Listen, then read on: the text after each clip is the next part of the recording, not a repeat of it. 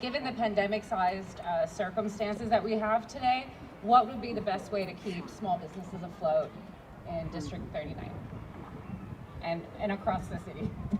I'm going to start with Justin Krebs. No, You're kidding, right? Ben, We're Ben, doing the same. Ben, starting with Mamnoon. I mean, it has to be somebody else's turn. Ben. Let me go. Okay. Start with number 2. Let's start with Mahmoud.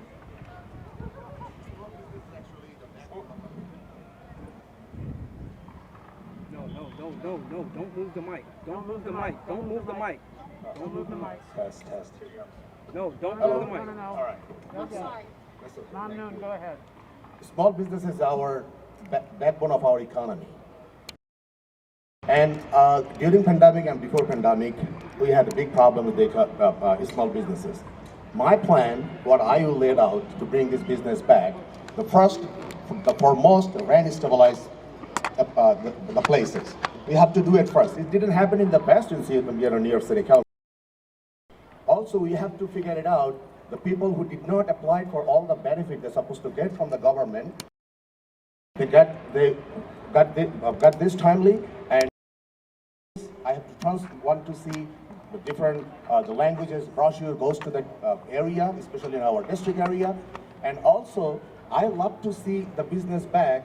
And most of the bars right now, they had really tough time. I want to see liquor taxes elimination, and also SNAP benefits. It's really important. People can use in the restaurant, so we can encourage people to come to the restaurant, and also the protection of the owners, giving them space to bring their business back. We need to help them out. I mean, they suffer a lot during this pandemic.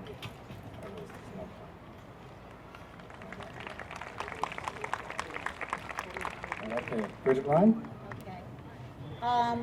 First of all, I want to thank Mark from the Fifth Avenue bid. He just does a great job all the time. So we should give 3 cheers for Mark. So I have a COVID recovery plan. I'm going to first start with COVID recovery plan and compensation fund. We need to enhance our small businesses. We need minority-owned businesses. We need women-owned businesses. We need LGBTQ plus owned businesses. We need to give them enhancements to come into the district. It's very important that they're in our district. And so part of my COVID recovery plan and the compensation fund is that they will get a small benefit from the federal government, which I'll be lobbying to get this money to open small businesses in our district. Businesses that are not opened and there's empty storefronts, I'm going to say to you, landlords, get ready to give up that federal money. I'm going to take it away from you, and I'm going to make sure it happens. How dare they accept money? I'm just going to say one more thing. How dare they accept money for an empty storefront? We need to enhance our businesses. We need to promote our businesses, and we need to open businesses in District 39. We have the best and we have the brightest people here. I would love it. Thank you.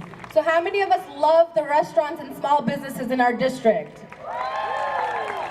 So it is a responsibility to make sure that we shop local, eat local, and the innovations we've seen in this moment are open streets programming and open dining. These two innovations must be made permanent in our city. I'm a daughter of a restaurant owner in Kensington. What we saw through the pandemic is our minority-owned, women-owned, queer-owned businesses suffer. And so it is critical that we pass commercial rent control. It is critical to pass the Small Business Job Survival Act. And more importantly, to build an office with constituent services that 100% includes our small businesses.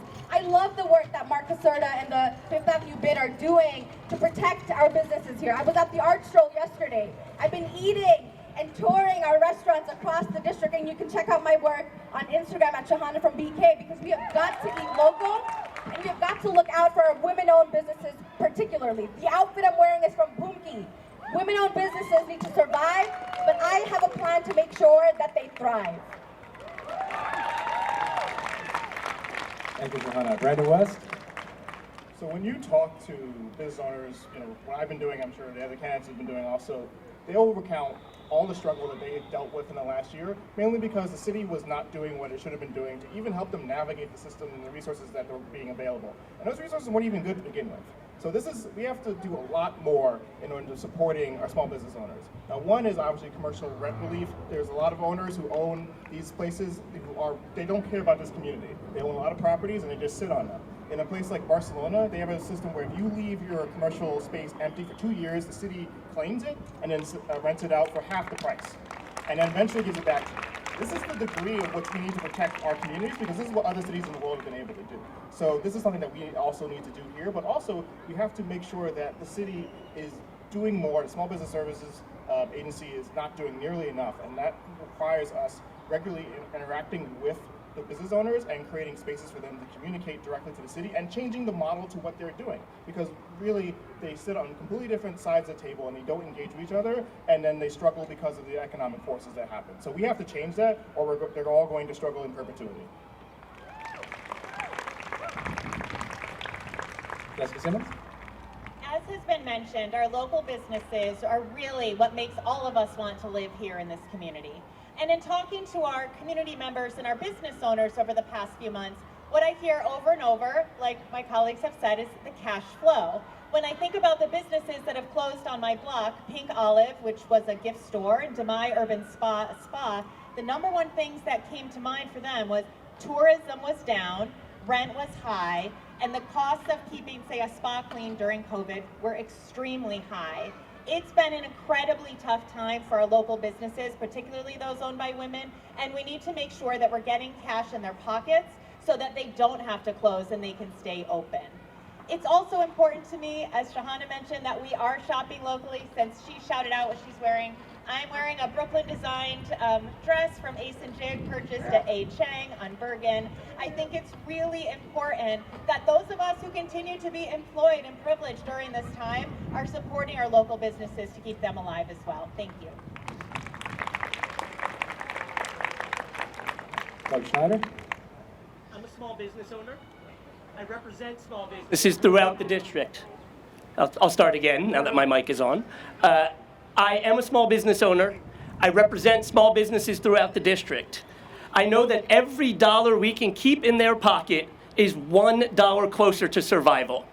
And last month I held a town hall with Councilmember Lander, with Mark Caserta of the Fifth Avenue Bid, with bar owners and restaurant owners, with Andrew Ridgie of the Hospitality Trade Alliance, to talk about how we can help our small businesses survive. We need to reduce the burdens that New York City places on our small businesses. We need to reduce the fines and fees and the gotcha investigations that cost our businesses money and replace it with a cure period so that our focus isn't on the revenue from fining them, but making sure that the regulation that's there for public health is being enforced. We need to give our businesses tax relief. We need to create a small business advisory board so that in the decisions the council makes, we are consulting with the actual stakeholders in small businesses.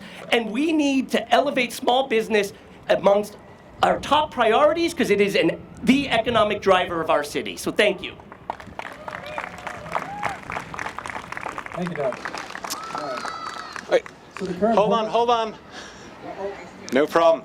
60 seconds goes fast, and my wife just texted me to slow down. So check out justin2021.org for the rest of my paragraph that you won't get to. Sorry, what? Sorry, go ahead. Oh, yeah. I'm sorry. Okay, Tim, I'll take those 5 seconds back. Okay, my wife owns a small business. It's a birth and labor business. It had to move from brick and mortar to virtual in the pandemic. My father's small business, a theater, closed in the pandemic. My mother's small business, selling theater tickets. Guess what it did? Didn't sell any theater tickets in the pandemic. My theater that I helped start, The Tank, which has been around for 18 years supporting new and emerging artists, survived in part because we had a landlord willing to talk with us and because the 2 women who run it tapped into every grant and loan and access they could. The difference of a landlord willing to talk to you and a landlord saying, what we won't say, a lot of kids are present, get lost, is huge. Our city can incentivize, pressure, cajole landlords to come to the table. If it needs to be forms like commercial rent control, other forms of mediation, vacancy taxes, we can do that. That's the difference for a lot of small businesses. I'll also add in that the pandemic is one plague, but if you're in retail, the monopolistic practices of Amazon have been a plague for much longer. And that's one of the reasons Zephyr Teach Out endorsed me as one of her ranked choices, number 2, Brandon, don't worry, this week. And I'm proud of Zephyr's support specifically around the ways local city council can take on Amazon to support our small businesses. Finally, there's a reason I have the endorsements of more than 12 local bar owners, because we're gonna drink local, support local. Bobby at the gate is welcoming us over afterwards. Beer or non-alcoholic drink, I'd love to see you guys there at the gate.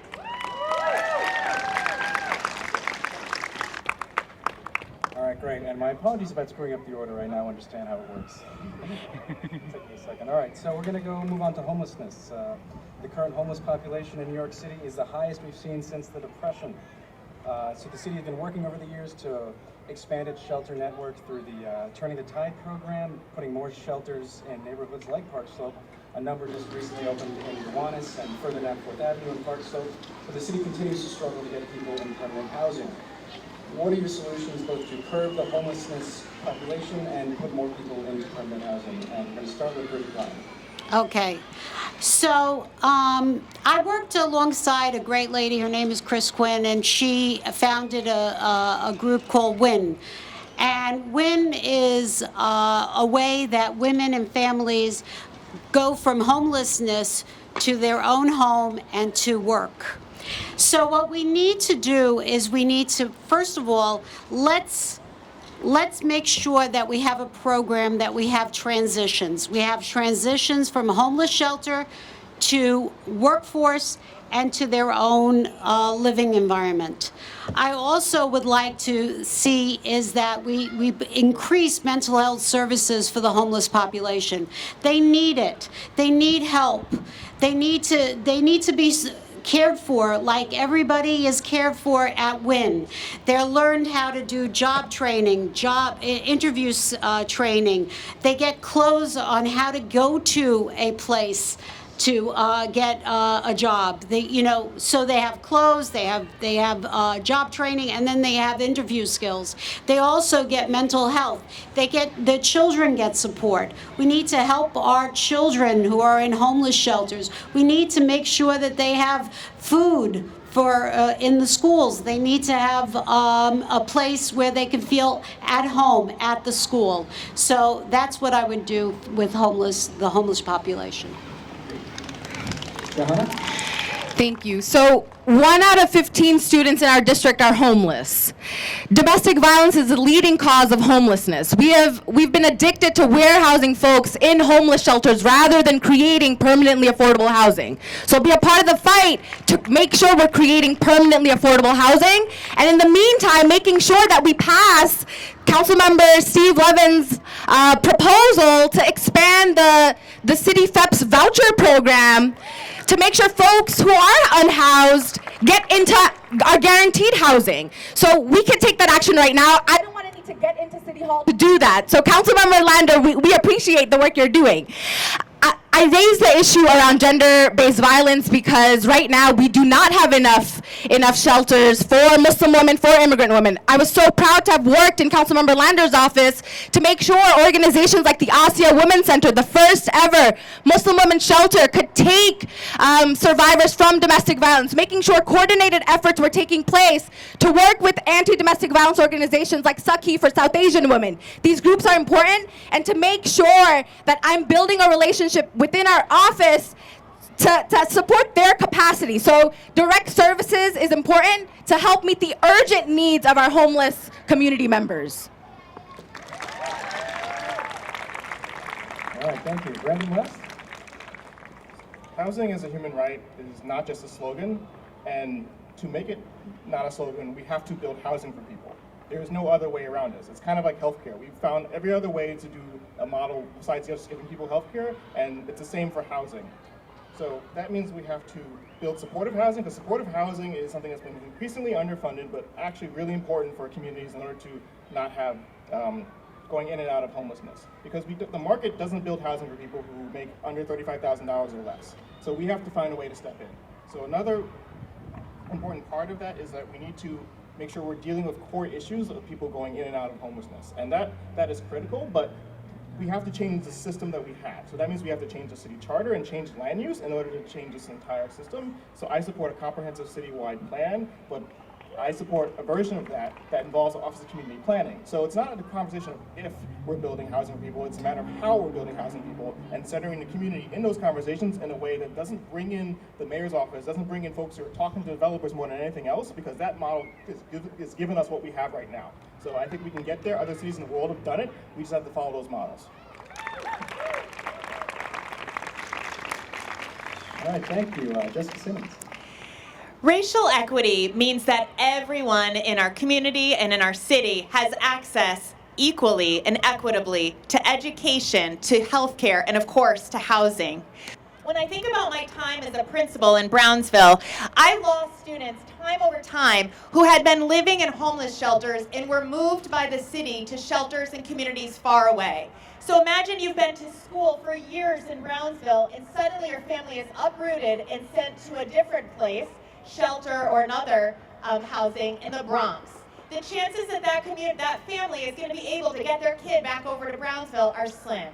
We're uprooting families, we're uprooting kids, and we're separating families in their most vulnerable time from some of the institutions like school that keep them tethered the most. We need to make sure that we are making changes to this system across the city while we're working for a permanent affordable housing. And finally, as a progressive community, we need to make sure that we are welcoming the people that are currently unhoused in our community so that we are living by our progressive values. Thank you. Doug Schneider? So every year, my synagogue hosts the Campa Men's Shelter. And every year, I cook dinner, and I go down, and I sit with the men, and I talk, and I spend time, and I hear their stories. And I hear the story about the man who tells me that 10 years ago, he was a very successful real estate agent, and then his wife got sick. And he says to me, I don't know how I got here. And we need to destigmatize homelessness. We need people to understand who the homeless are in this city. I'm proud to live in a community where the #1 vote getter in the history of participatory budgeting is the mobile showers for CHIP. And we're giving an opportunity to the people who want jobs, who want to be out there, but something happened in their lives. And so we need to support business, to support job training, to support and uplift the homeless, to give mental health where mental health is the driving force, to have addiction services where addiction is the driving force. We need to be transitioning people from transitional housing to permanent housing by having specific set-asides for low and lowest income New Yorkers. Thank you. Thank you. Okay, Justin Krebs. All right. So to tackle homelessness, let's give people homes and let's keep people in homes. Should I stop there? That's more or less the plan. That's one of the ways we tackle homelessness. To build homes, give people homes, we need to be building them, like Brandon said. Massive investment of public funds in social housing and new forms of housing, transforming hotels and office buildings that aren't going to be used into more forms of housing. Do it at a massive, massive scale and make it homes, not housing, not shelter, not transitional. It has to be a home. And it has to be a home that when people do need to move, and maybe there are times that you have to move, you move at times that make sense for the kids who are in school, like the end of a school year. You do make it make sense to stay in a community where you're finding a job, where you're tapping into other forms of social networks. The thing that hurts me about keeping people in homes is that most of the people who are homeless aren't born homeless as some state. Some are, and as Shahana said, there are 100,000 homeless students, unhoused students in our schools. But a lot of people end up there because the economy is fragile and you're on a precipice. We see it at the Park Slope, the Camp Friendship Food Pantry, and I saw Chris here, one of the founders. People who had economic security now need food support. People who had economic security now need housing support. And we need to keep folks in their houses every way we can. All right, thank you. Mamin Haq. All right. Actually, what my understanding is, city did not have any better plan. If they do have better plan, why the homeless community growing up? I would say they failed to do that. 123,000 people slept in homeless shelter 2020. I'm a renter. I know losing a house, how pathetic is this, and becoming homeless. I helped to establish one of the homeless shelter in our district, which is a family homeless shelter. I worked with Councilmember Brad Lander, and it was controversial. I made sure that homeless shelter is there in Kensington. So what we have to do, we have to create more houses, more affordable houses that homeless people can get there. First of all, yes, shelter, I'm not against the shelter. We can have the shelter. Shelter is not your permanent home. We have to give people a permanent place to live. So if we can build more affordable housing and making sure who will get the first priority, homeless people who are not in our district, I'm talking about all over in New York City, then we can prioritize them to get the houses, so it will be much better. We can reduce the homelessness in New York City.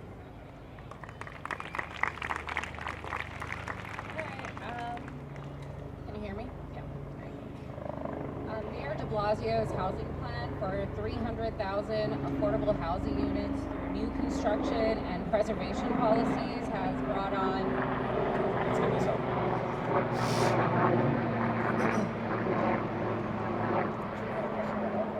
Yeah, helicopter. Does Jeff Bezos, just kidding. Preservation policies has brought on significant backlash from some of the communities. De Blasio's last two neighborhood rezonings on the docket are in Gowanus and in Soho. Both rezonings are slated to bring affordable housing into wealthier neighborhoods.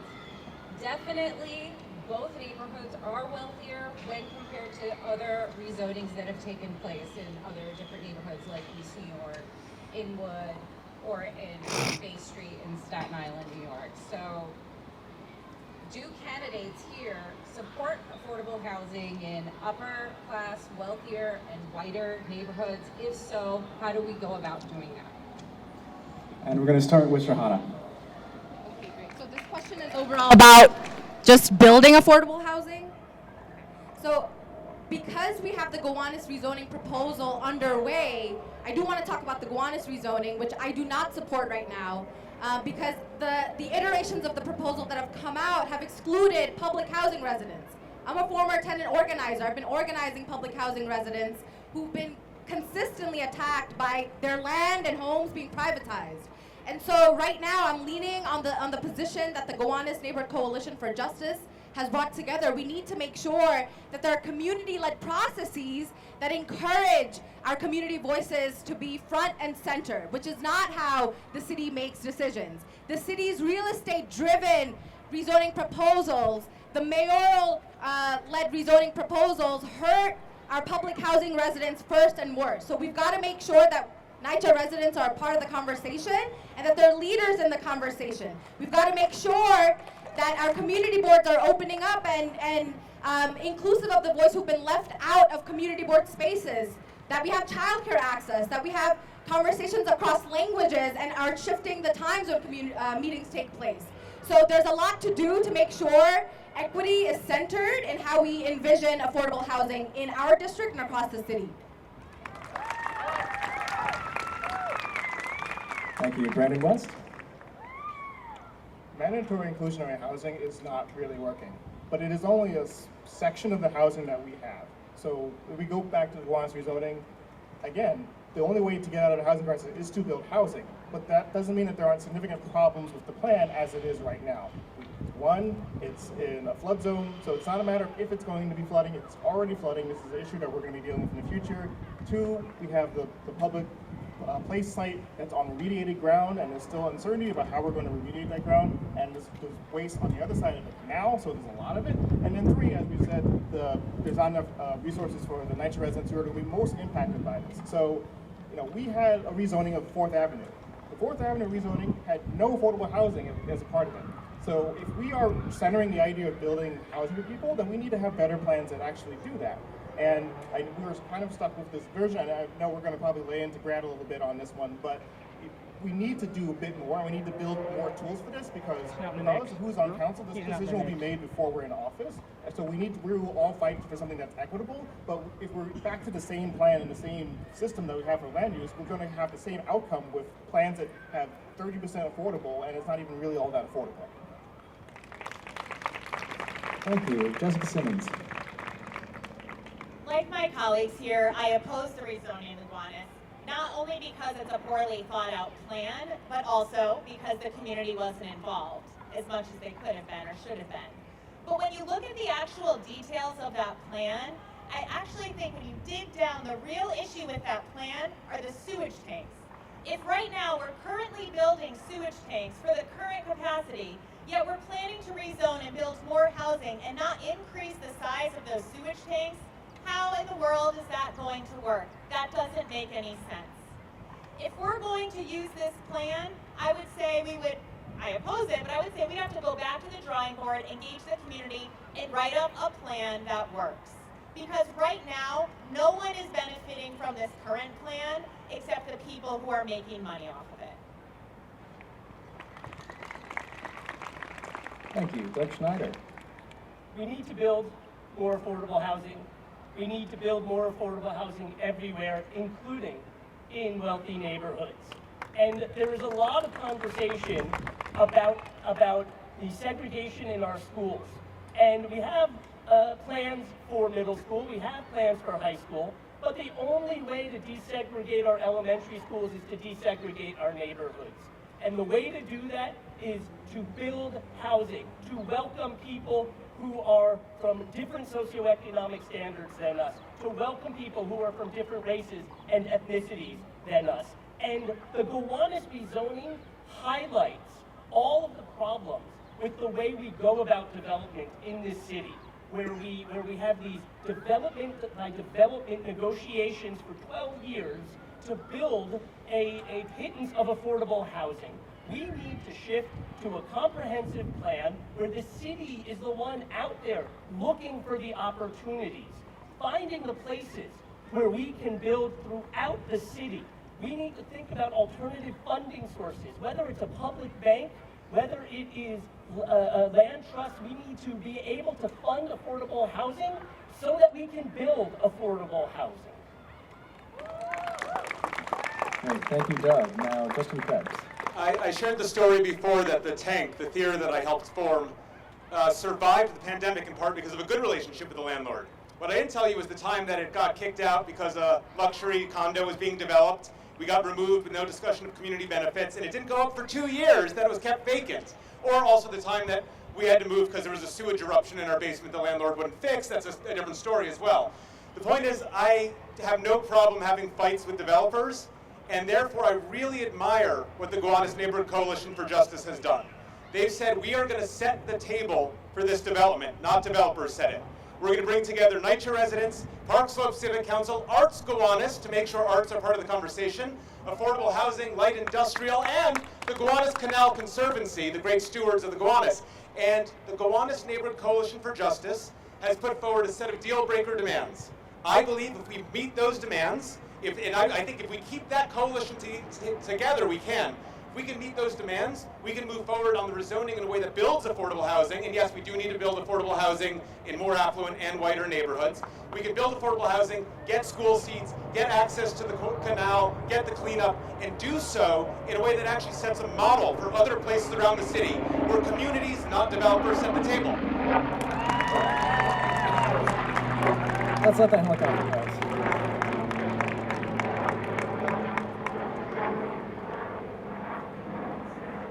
Affordable housing is not distributed equally. If you compare with Jim Bremer district and Councilmember Brad Lander's district, you can figure it out exactly what is happening in New York City.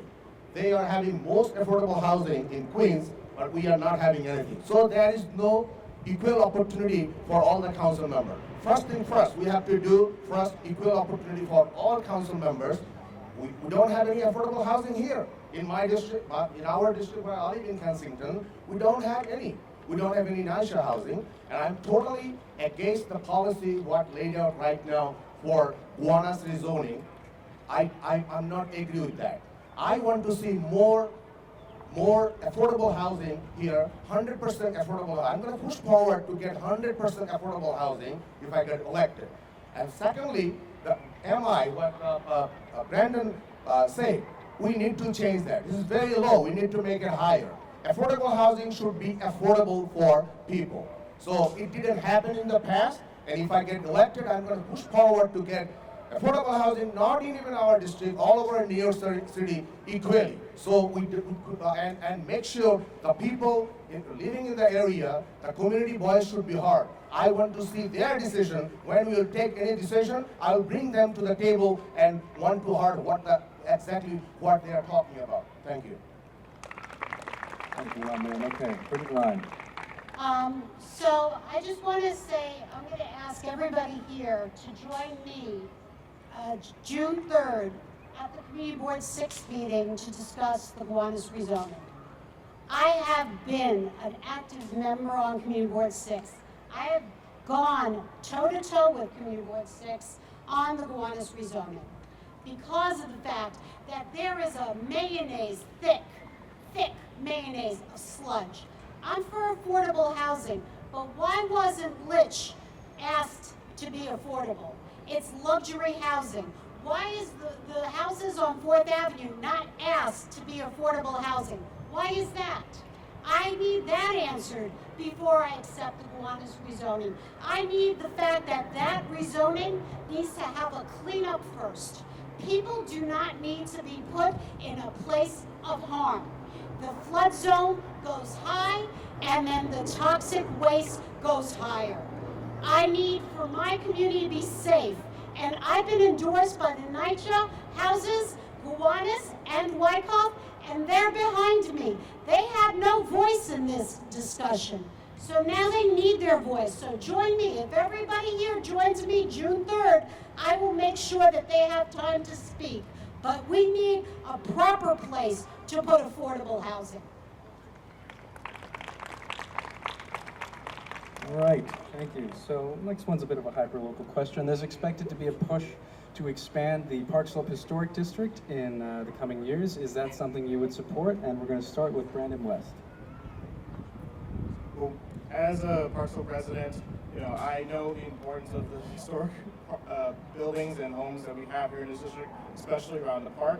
So I am familiar with the current map of the historical district, and I need to do a little more research in terms of how that's going to actually expand, but I do support keeping these old buildings together and our community like this way, but also I do have to note that throughout this country, there's been a push for exclusionary zoning, ways to make sure that people can't live in certain communities by the way they zone them.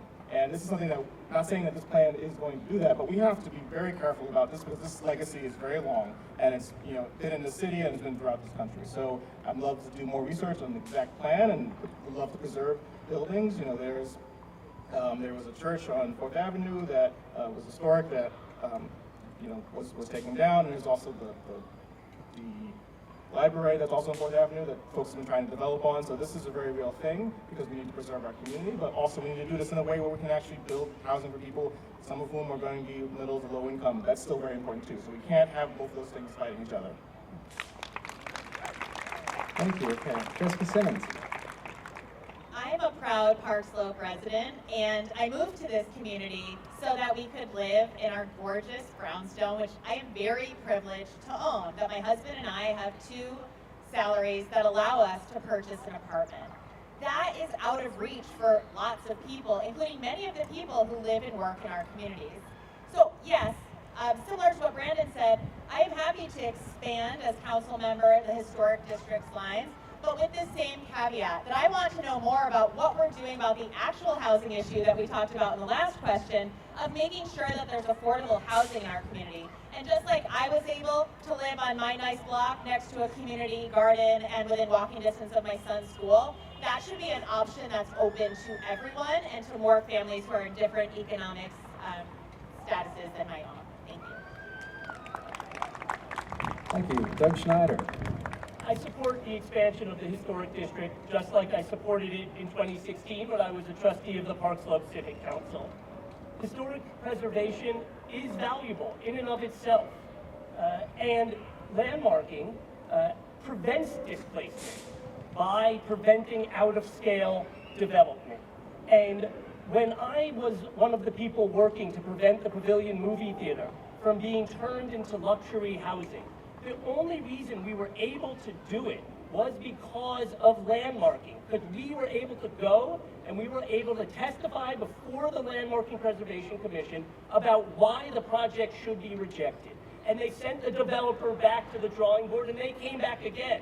And we showed up again to testify as to why the project should be rejected. And we went through this process a number of times, and today it is a Nighthawk Cinema with a ice cream shop, Ample Hill Creamery, opening up in what was the Vacant Circle restaurant for 15 years. Okay, and I submit to all of you that what serves the community better, one luxury condo or a valuable community space for us all to congregate? Thank you. Okay, Justin Krebs. Anyone who needs to take an ice cream break, inspired by that, should. My kids and nephew just did, so they're eating ice cream in the front row right now. I admire all that the Civic Council is doing has done in the past on this issue and is doing more to expand it. I would want to make sure I'm hearing from owners as well as renters and tenants across the proposed district. And I would turn to the Park Slope Civic Council as the partner to help have that conversation. Let's hear how landmarking would actually impact renters as well as owners. I'd also want to make sure we really think about how it would impact businesses on 7th Avenue.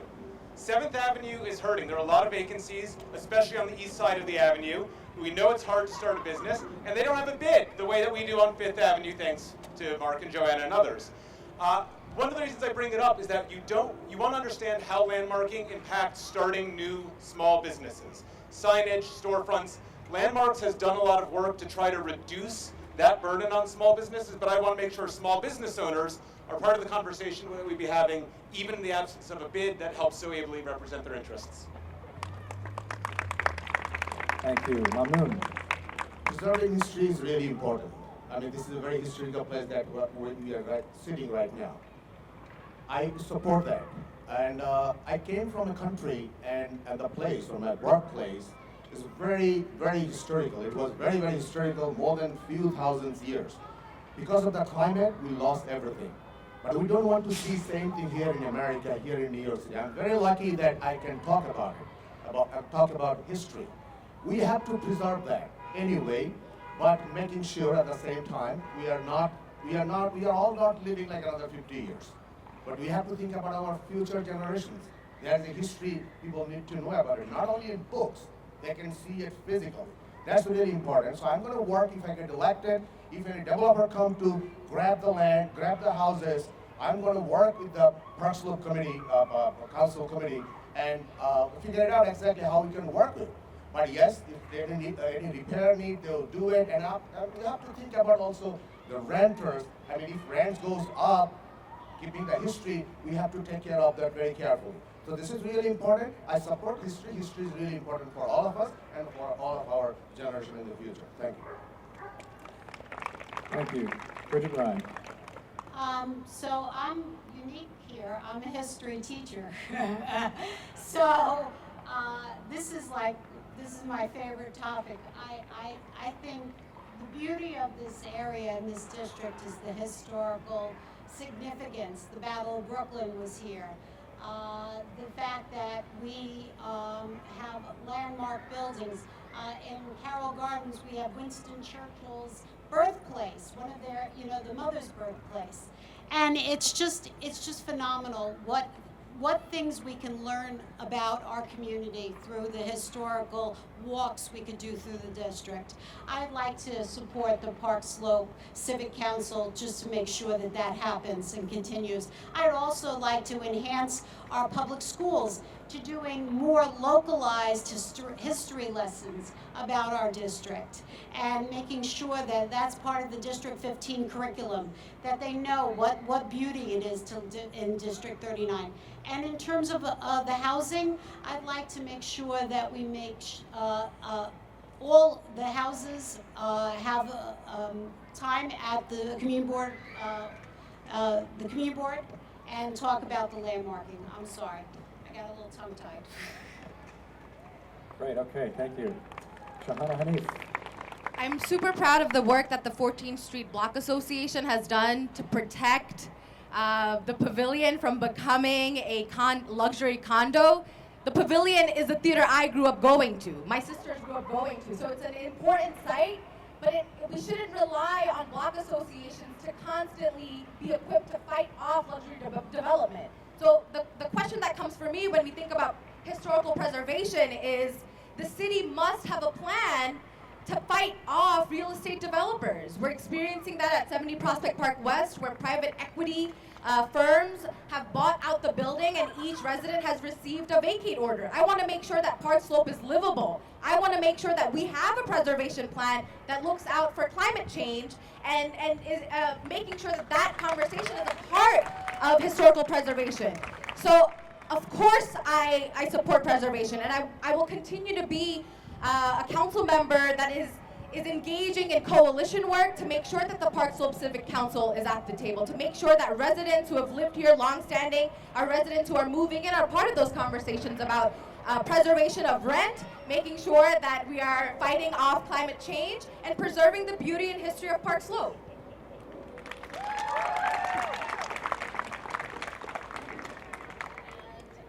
I've got a third housing question, guys. Sorry. And it's only because Brandon West brought it up. For those of you who don't know, MIH means mandatory inclusionary housing. A lot of housing advocates, basically in some of the communities that I've covered, have said, you know, the affordable housing plan is affordable for whom. That's a slogan that we often see in protests nowadays. So I want to know if you support the city's mandatory inclusionary housing policy, how would you amend it if given the opportunity? And we're going to start with Jessica Simmons. So one of the keys of my platform, again, is racial equity. We need to make sure that we're living in this community and in a city where everyone has equal and equitable access to everything, including housing. I'll be honest, I'm not an expert on MIH, but here are the questions I want to ask when I go and look that up later. I want to know, to me, hearing about that is hearing about these stories where we have one door for some people to come into and literally another door for other people to go into a new development, and we can all agree that that's not equitable.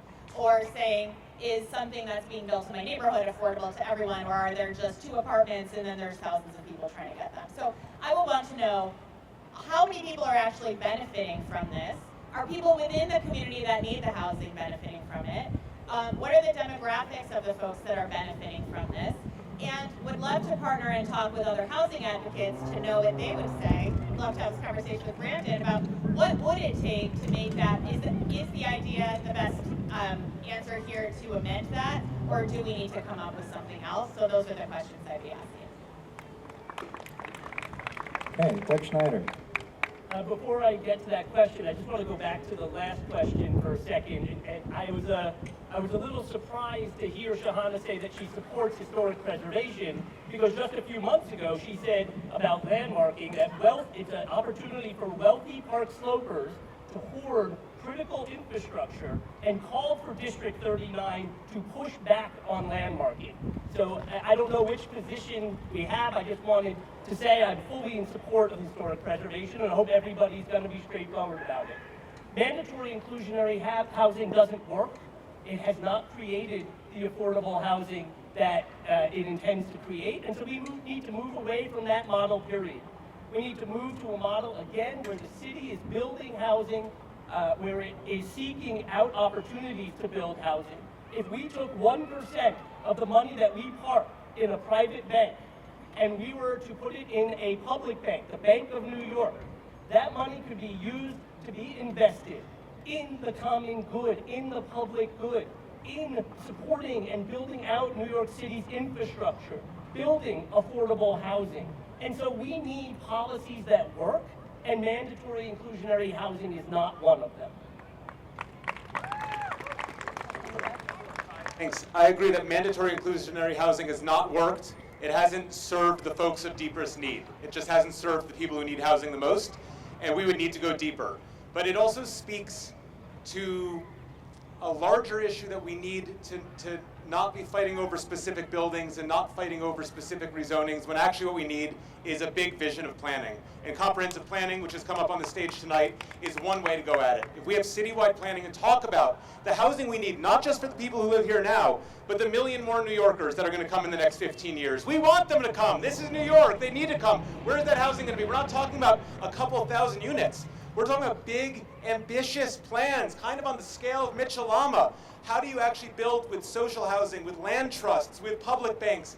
And let's get to that big level of thinking that matches citywide planning and goes far further, especially for those most in need. Yes, I think I talked about a little bit before about mandatory inclusionary housing. It is very low, but my understanding, I'm not very clear on that honestly, because it's a deeper we need to go. But what I understood that it is very low. We need to increase it because there was no plan, looks like, for giving houses, as Justin says, who need the most. So we have to work, we have to plan wise, we have to create a new plan, how we can build and the houses, affordable housing for all. I mean, who mostly need it. A lot of people don't need housing, but majority of people in New York City, they need housing. Affordable housing. I'm a renter. I'm living in New York City for the last 30 years. I don't own anything. I don't have house. I just pay my rent, and living on Ocean Parkway is very expensive here to living on Ocean Parkway and other part of our district.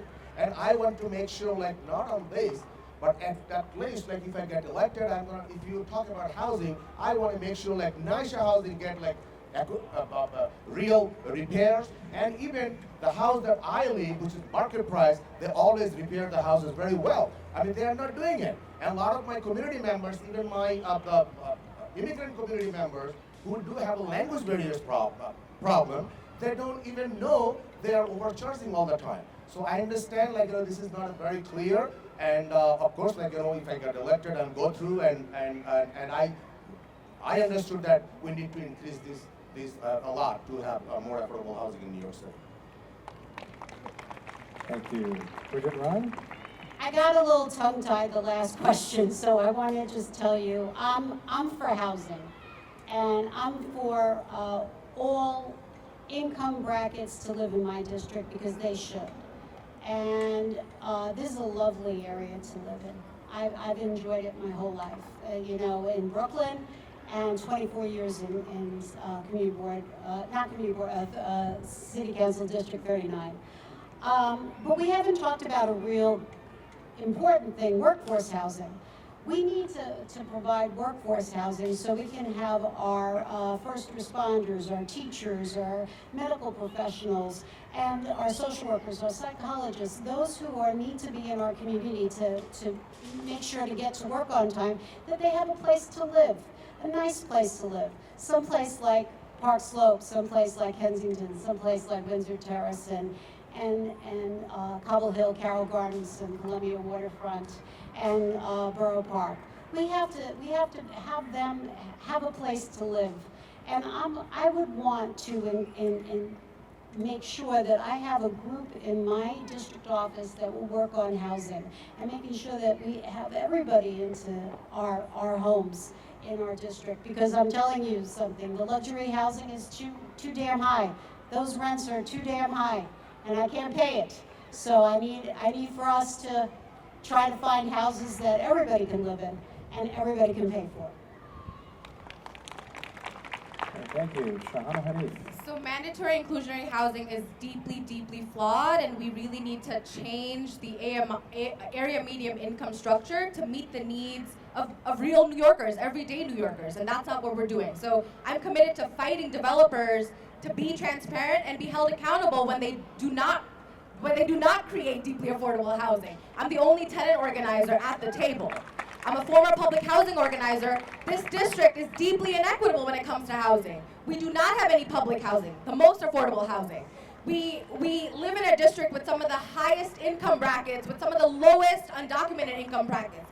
We need to push this district on equity. We need to make sure that when we're talking about housing justice, immigrant justice and calling this city a sanctuary city, that we understand what is at stake for a district like 39, which is split between communities like Gowanus and Kensington. Gowanus has NYCHA residents. Kensington has the highest influx of Bangladeshi residents and undocumented workers who are bike food delivery workers, who are construction workers, who are domestic workers. So we have to take into account what this district should be pushing on. And if we're progressive, we have to push on equity in this district. And I'm committed to doing that with all the folks here because I know we all are committed to equitable housing in New York City. Thank you. Brandon West. So all the candidates on this table know that a few months ago I got evicted from my apartment because the landlord sold the building. So I'm experiencing some of this directly. I moved across the street. I was very fortunate too, but I'm still living in boxes right now. So this is a real thing, and it's impacting me. It's certainly impacting a lot of people in this community. So I don't want to repeat what I already said about MIH. I think there's two ways out of this. There's two models. So we either do something that's a 40-40-20, which other cities in the world have, where it's 40 deeply affordable, 40 middle income, 20 market rate, which is still, developers are still willing to do that. So this whole idea that developers will never build affordable housing is not true because it exists in other places in the world. Or we invest in social housing, which is actually housing that the city owns, the city can maintain, and so when something's not happening in your apartment, you know that you can call the city and they'll deal with it. This is a model that we don't have because we've created a profit system that benefits folks who can keep housing unavailable. So we can build social housing and we can have a NYCHA that actually looks good, that involves multiple communities, and do that in the district, but that takes intention, and that takes moving away from a system that has really only benefited folks who have a lot of money to make out of it. So I think those are the only ways out of this. I wouldn't have voted for MIH when it happened, but we can either have a better ratio, or we need to go from and solve the actual problem. All right, so thank you all for a great conversation tonight. I hope we've helped some people figure out the order of their ranked choice ballots. We're going to end on closing statements, and we're going to start with Doug Schneider. Thank you everybody for being here, and thank you everybody for this robust conversation. I'm running for city council because our city faces serious and complex problems that require nuanced solutions. I'm running for city council because I want to use my experience as a civil rights attorney to close the gender wage gap and reform the NYPD. I want to use my experience as a public school parent supervising remote learning to get our kids back into school full time and to solve the child care crisis. I want to use my experience as a longtime street safety advocate to eliminate, to end the epidemic of traffic violence that our community has seen. And so tonight, when you go home, whether you're voting absentee, whether you're voting early, whether you are voting on election day, please rank me number one. Thank you, everybody, and have a great night.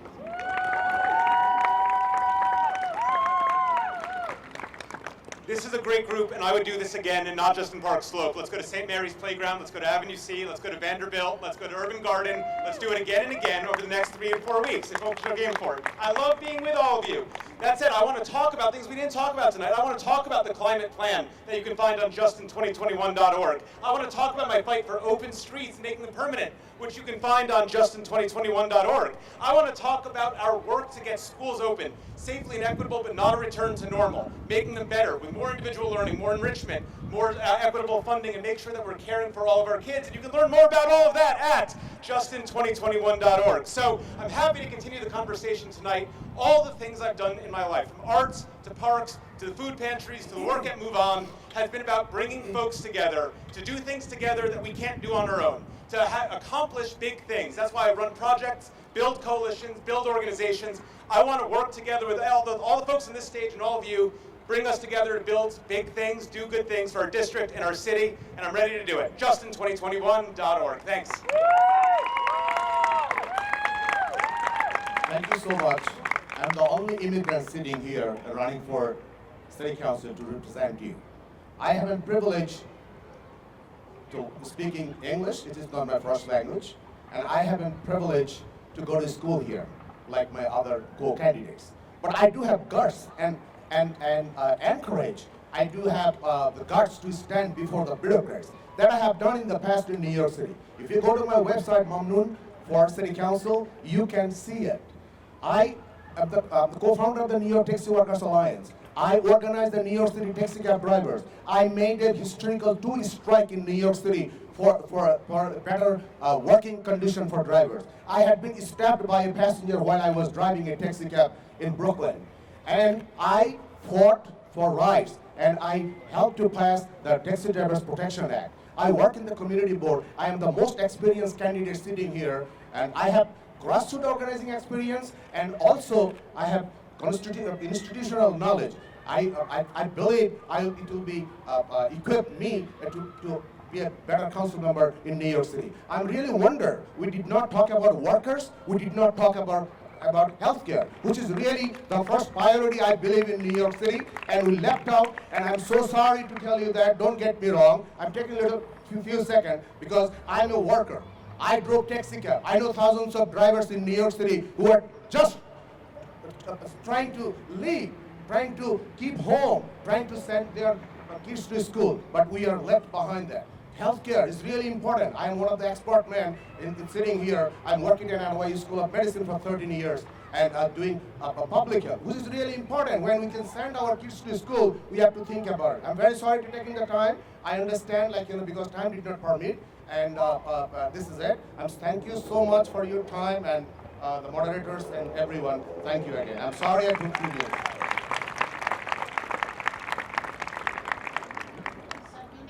Okay, my name is Bridget Ryan. I'm a teacher. I'm a unionist. I'm a community organizer. And I'm a proud resident of Carroll Gardens, Cobble Hill. I'm also the daughter of Sarita Ryan, who died this year. And she is guiding me through this whole election. And she's guiding all of us. I want to tell you something. I want to make sure that this district gets everything that they need. That the people of 70 Prospect Park West, who I've been working one-on-one with, gets the right to stay in their homes. That the people at Gowanus Houses doesn't have to be living without gas before Thanksgiving. I help them. I call the mayor's office. I want to make sure that everybody has a home and has an affordable home. I want to make sure the Gowanus is cleaned up.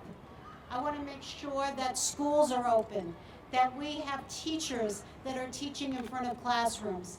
I want to make sure that you have the faith in city government. Again, I want to make sure that the budget is done correctly. I want to make sure that I continue the great work of Brad Lander, Bill de Blasio, Steve DiBrienza. I want to make sure that there's a woman in this seat, and that's what I'm here for. I'm so excited to take our fight to City Hall. We could do this. I could be our city's first Muslim woman council member. This district has an opportunity to elect its first women council member. I'm well aware of all that lies ahead. It was during COVID when I raised, with the support of all of you, over $40,000 for our undocumented neighbors. We responded. I want to continue that work. I'm prepared for the task of moving our district and our city forward every single day. Our coalition is fueled by neighbors across the 39th district, and we are so blessed to have the support of over 45 endorsements across the city, like the Working Families Party, like Sunrise, like the Sierra Club, like the Nurses Union, the Principals Union, and so many more. Let's elect a woman, a Muslim woman, to the city council. I'm going to be sticking around so that we can continue the conversations, because I want to get to know everybody in this district. Thank you so much. Follow me at Shahana from BK. Thank you all so much.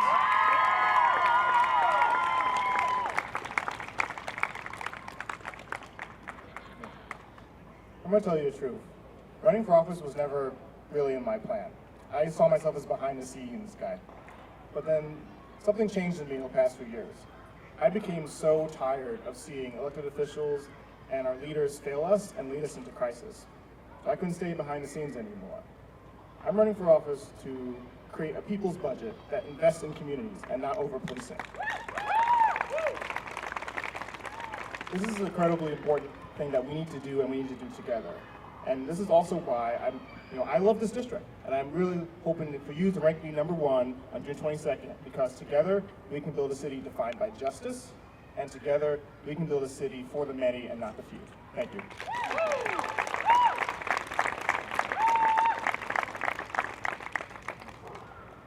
I think we've all seen in this last year just how dependent we all are on government. COVID-19 has shown us that the government will determine whether or not we receive the unemployment check, whether or not we'll get our vaccine, or how and when. I want to be part of the solution to ensure that the government and the city council office works for all of us. I've committed my career to educational equity, and I'm ready to take this across our community and work with partners in our community to have an equitable District 39. Thank you.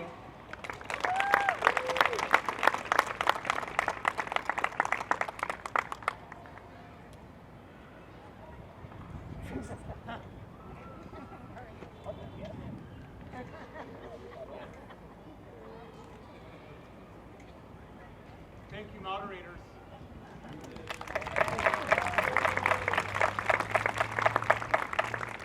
Thank you all very much for coming. I would like to ask the candidates to stand up and take a bow, please.